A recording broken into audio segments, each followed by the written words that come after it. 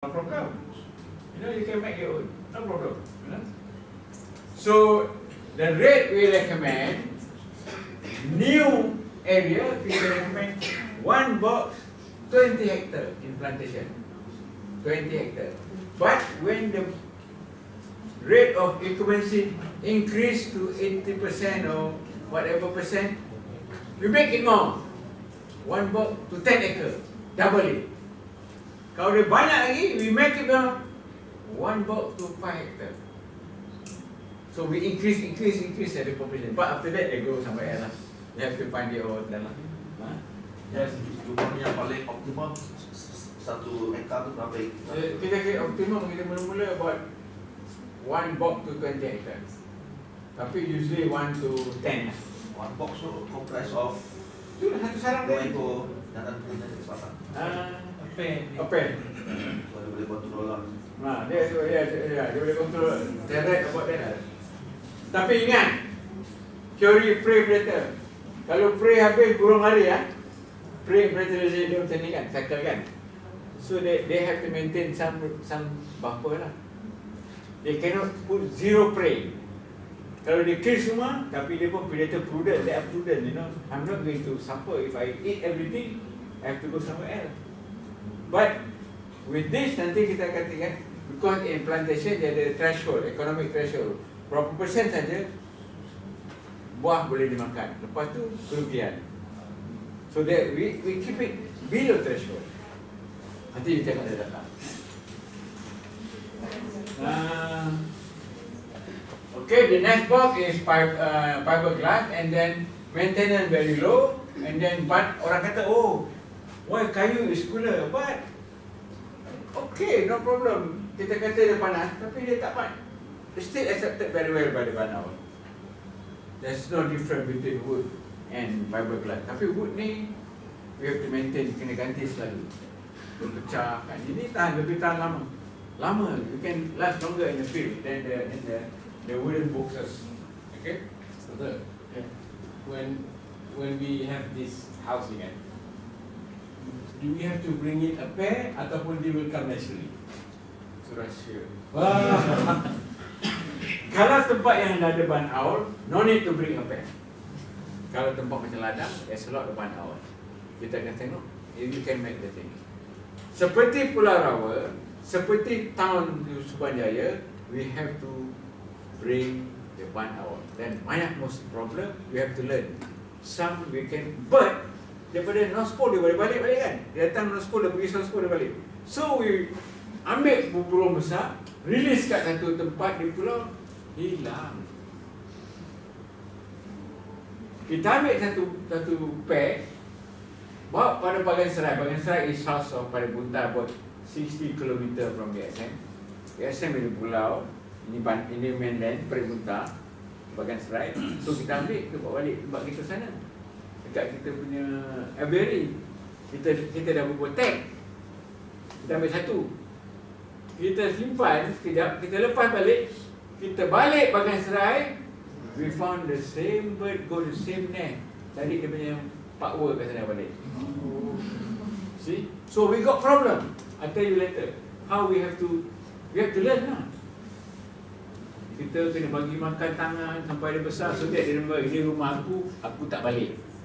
If I take the big one, hey, this is not my house, I have to fly home. Dia balik. So we got problem with Mersing, Pulau Rawa, we got problem some in USM.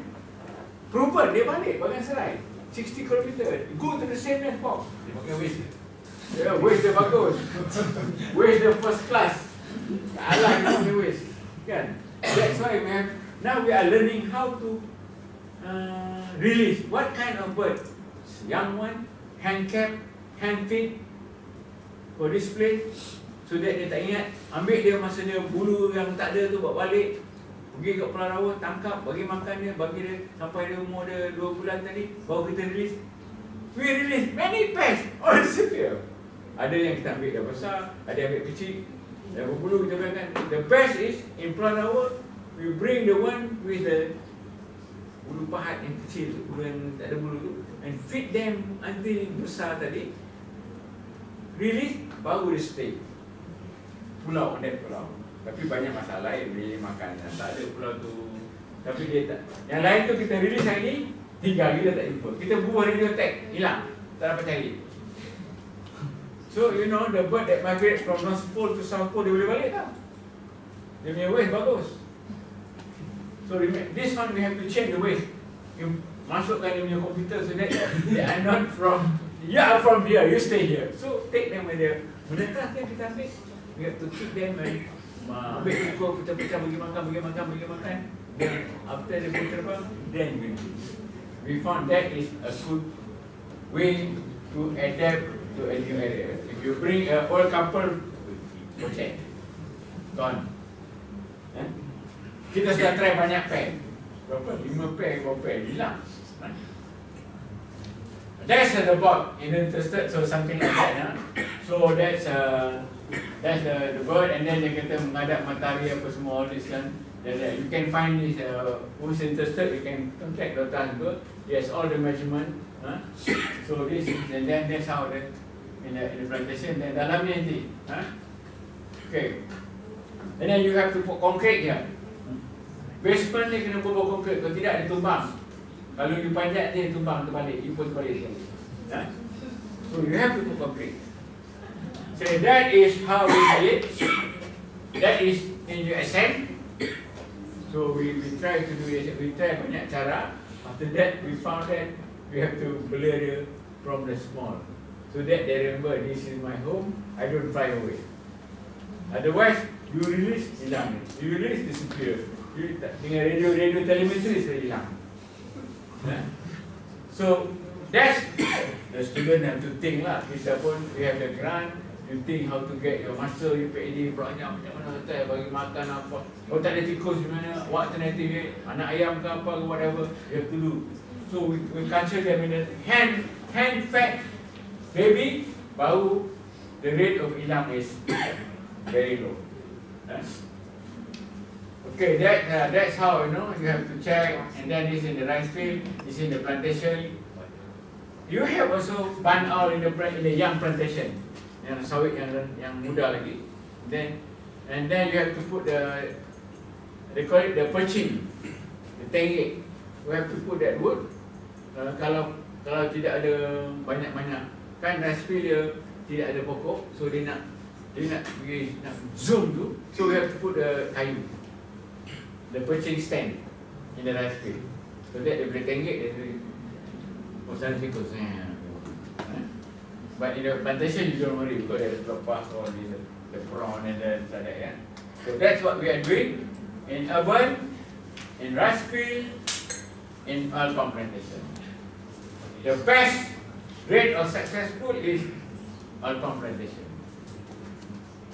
And some plantation now didn't even use the racking tikus, didn't even use the rice bed.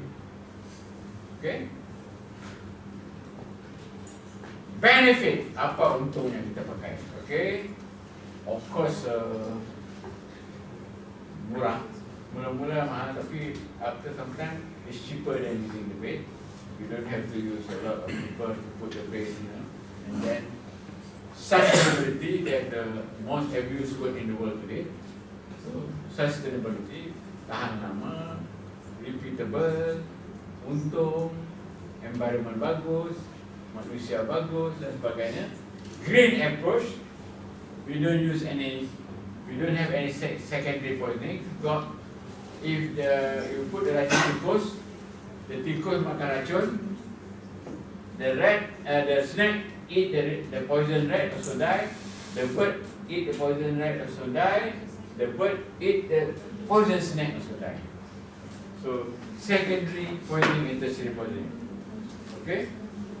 And then you avoid resistant and bed shyness. If you use rat bait, the rat will develop resistance. Like warfarin now you cannot use because it's very resistant, tak mati.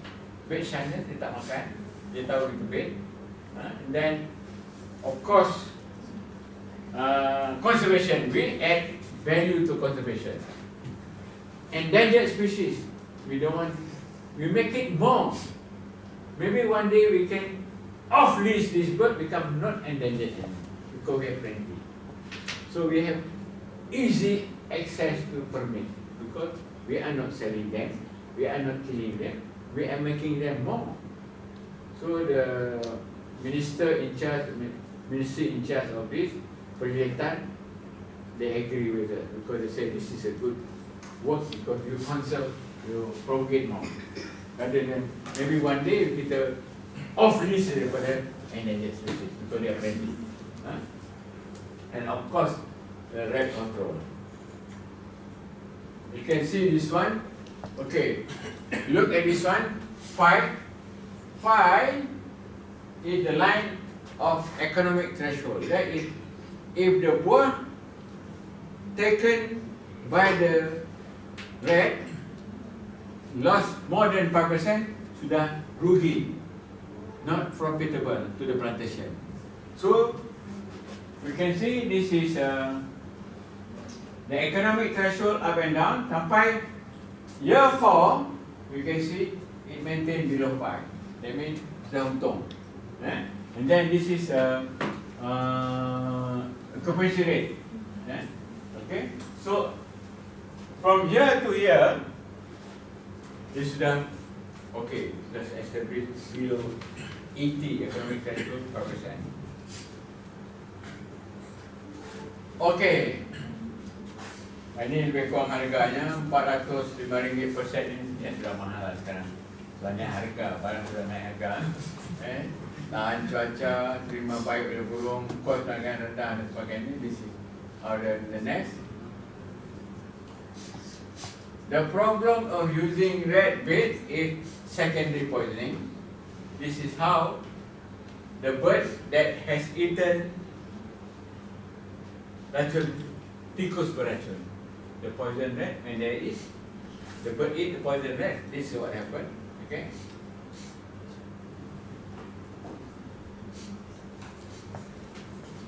Okay, this is how secondary poisoning and tertiary poisoning. Okay. Racun tikus, tikus makan, burung mati, ular makan tikus, burung makan ular beracun pun mati. Jadi the risk is that is the thing. So if possible, we are trying to avoid using this one, and that is what is needed in RSPO. RSPO is a certification of oil palm production. Without that one, our oil palm can go into Europe. You tak boleh masuk. So one of the RSPO condition, mesti ini tidak mau pakai. Very, kalau pakai pun yang tak ada secondary poisoning. And then ban out is an alternative to avoid this one. So, secondary poisoning risk. Monitoring program on exposure to anticoagulant rodenticides in US and Europe have shown that evidence of extensive contamination of rodenticides on ban owl. Jadi, we sample ban owl kita tengok ban owl kita ada racun tikus in US. Tapi we show you what we did here also, and then considered to be one of the most detrimental threat to ban owl population. This is di sini yang makan racun burung eksperimental. Eksperimental kita ada juga eksperimental, tapi kena sacrifice lah. Yang makan tikus beracun, bukan makan racun direct, makan tikus beracun. Okay. This is our project in Sahabat, Prada Sahabat. So, with permission everything, we have to bring in the bird from Menanjung, and then go to the quarantine everything, go to the testing process everything. So, it was approved, and then that is in Sahabat. Then we use urban is a Subang Jaya and USM, island and tourist spot, Pulau Rawa, Mersing. And then now we can use this bird like Sabah Park. ecotourism park, like Taman belum, Royal belum. You know, like not in the forest, maybe dekat in the quarter dan sebagainya, you know, a lot of rat. So that's why we are trying to expand, especially in Royal Bloom Perak. So that is in Lahad Datu, in Fedah Sahabat, we have a very successful project with this one all that we introduced. And then this is okay, you see, we have to check, and then this is the baby yang sudah besar, yang ready to be tendang keluar dari rumah lain. And then this is what we check there. Okay, we also do in urban tadi. We have some funding from Subang Jaya. And then we do Subang Jaya is more challenge. People, we have a lot of challenge there. Tembak lah, yang makan racun tikus beracun lah, kan? So the successful rate in urban is less, much less, due to a lot of challenges. But in plantation, very easy, very easy. In national park should be easier, and in plantation, but less disturbance from the public. Yeah? Okay, that is the thing. Then this is we have a lot of collaboration. Okay, so this one we set up the nest box in Subang Jaya. So this is the nest box. We quarantine inside here. The bird about 2-3 days, bagi dia makan. Ingatlah ini rumah kamu. Kasih dia makan. Tapi dia disappear juga. Kalau you take a big one. So you have to feed young chick in the plate for long time until the fledgling, baru boleh beli. Ini kita nak buat short term lah. Kita ingat kita simpan dalam box ni 2-3 hari, kurung dia bagi makan, lepas tu kita release. So, tapi lari juga. Tapi tak jauh lah. So this is in Subang Jaya. So we found our bird, tapi bird ni dah mati. Akhirnya dia makan racun, makan tikus beracun. So it was successful. They're lingering around in Subang Jaya for some time. So we released many pheasants already in Subang Jaya. We released many pheasants in Pulau Rawa. In plantation, no problem. Very easy to set up. Very easy to set up. Satu saja. Jangan pakai racun tikus yang kuat, yang second generation tu. Promonilon. Itu yang pakai. Tapi all racun have that one. So this one we use in Pulau Rawa. They give us small money to do the project. Kita buat project itu, dua student itu. So what we did, we try ambil yang tua, yang besar release, hilang. Ambil yang kecil, belas itu hilang. Lama-lama we take the young one, baru menetas, bawa Pulau Rawa, break them there, bagi dia makan itu tikus sampai dia besar, then baru kita release. Itu baru kita dapat duduk sampai lama, sampai 2 bulan. We can still train them to take them out. Yeah? So this is in the Pulau Rawa. This Pulau Rawa. So this one they are telemetry. So you have to check where they go. You put them a meter. Sini telemetry meter. So kita kena check that literally. So this pulau is very exclusive, owned by Sultan Luhu and Company. Yeah. And then very expensive, tapi kita free lah. Duduk satu malam 1,000. You can go anywhere. Oleh orang putih suka situ, datang relax, tidur makan tidur. Okay. So dia dengan ada project ni, so we did the project. So this is in Pulau Rawa. So then kita bubur sarang ni di pokok-pokok. Kita tak kurang atas pol. Kita tampal kita letak atas pokok. So we have some success, but still very far from very good success lah. We have to do more trial and more experiment. Okay, this is dulu yang kita dah buat, kita jengka Preda 24. We have 100% sarang berpenduduk. So we have to make more sarang, more nest box. In Preda plantation or farm, no problem. Very easy to establish. Rice field very easy. Tapi in urban, more challenges. So we have to make a valley, because we have to keep the bird. Dia boleh bertelur situ, bagi makan dan sebagainya. You have to make a valley to make this project. One we have in Pahang, one we have in USM to make for acclimatization, fertilization and adaptation plus pairing. kasih dia cari partner. So sebab dia monogamous, dia tak tukar partner. Right? So this one, we have some successful partner breeding. This is in Sahabat, in Sahabat Felda. This is in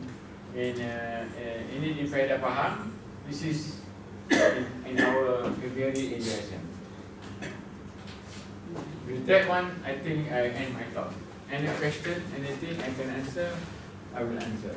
Okay, sebelum kita pergi ke soalan, saya rasa maafkan saya patut alu-alukan juga hadiran pasukan daripada USM, dari USM dan juga dari N-Systems, itu satu company dari Cari.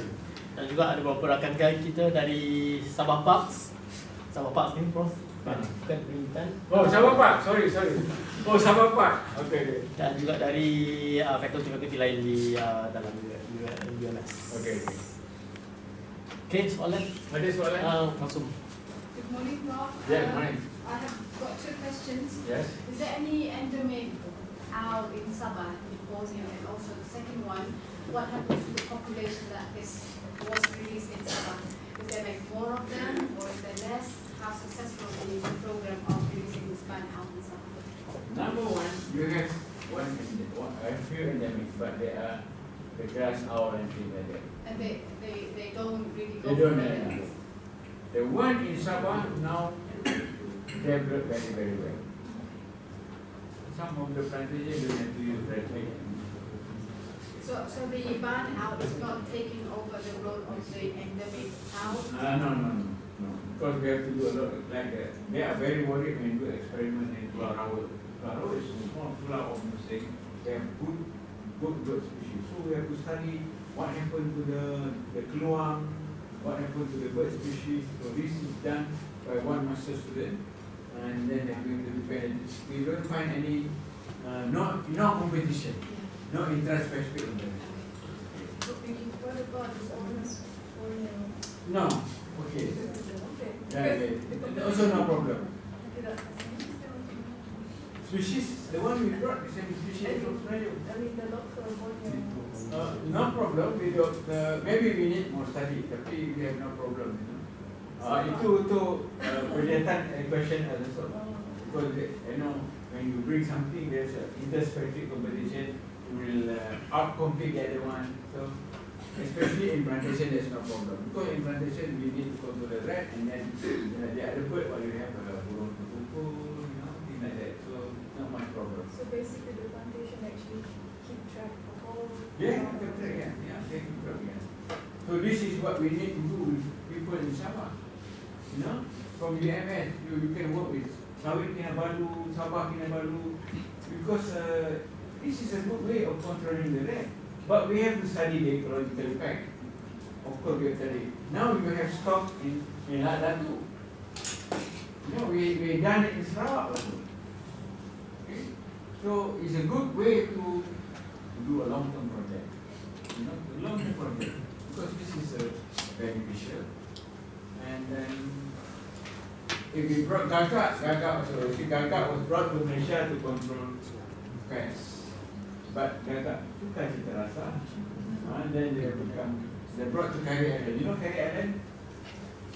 Kari Island is very near the island, the mainland. So they changed, then Gagak makan sampah.